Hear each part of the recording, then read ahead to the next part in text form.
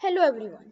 In this video, I am going to show you a trap in a variation of the Queen's Gambit decline called the Lasker trap. So let's begin.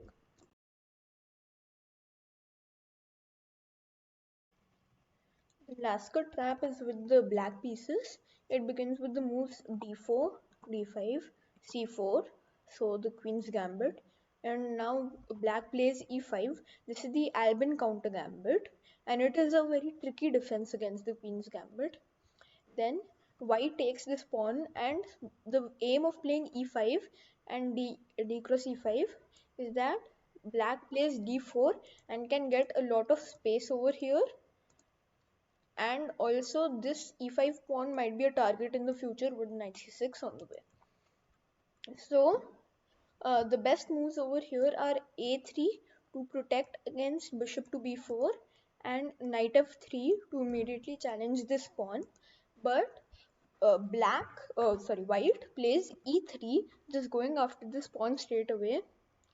Now black swoops in with the move bishop b4 check, and after bishop d2, black plays bishop cross e3, d cross e3, and the bishop cannot take because it is pinned, and the pawn and white thinks that the pawn should not take because then like this pawn structure gets very ruined. And so white realizes that there is a free bishop over here, but in fact that bishop is not free at all because e cross f2 check. Now it's a check, so these queens cannot take each other. And if the king if the king takes this, then the queen is left hanging. So the king must play king e2.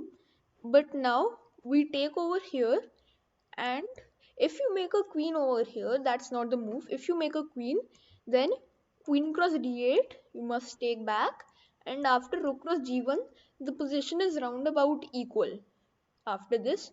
But white is a bit better because of the lead in development, but it's equal, roundabout equal. So instead of f cross g1 queen, the move over here is f cross g1, you take it, but you make a knight, you underpromote to a knight because now it's a check, so the queen cannot take this. If the rook takes the knight, there is bishop to g4 check, and now the queen is lost. And if there is king e1, then queen h4 check, and if king d2, then black develops like normal and it's just in a much better position. And if g3 over here, then queen e4 and the rook is lost. So this was the Lasker trap in the Albin Counter-Gambit.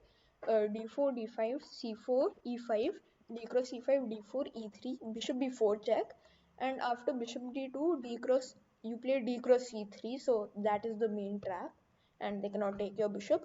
Instead over here the best move for white actually is to take this pawn with the pawn, because even though it disrupts the structure, there you can you're actually up a pawn, so you can give away one of these pawns without any fear.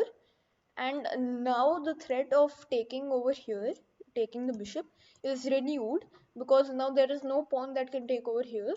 So now there is a threat of taking a bishop, and so like a position can come like bishop cross d2, knight cross d2, and both sides just play normally.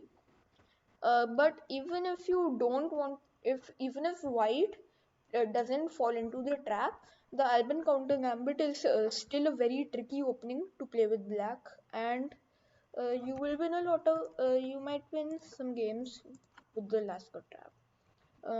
So that's all there is for this video. I'll see you in the next one. Till then,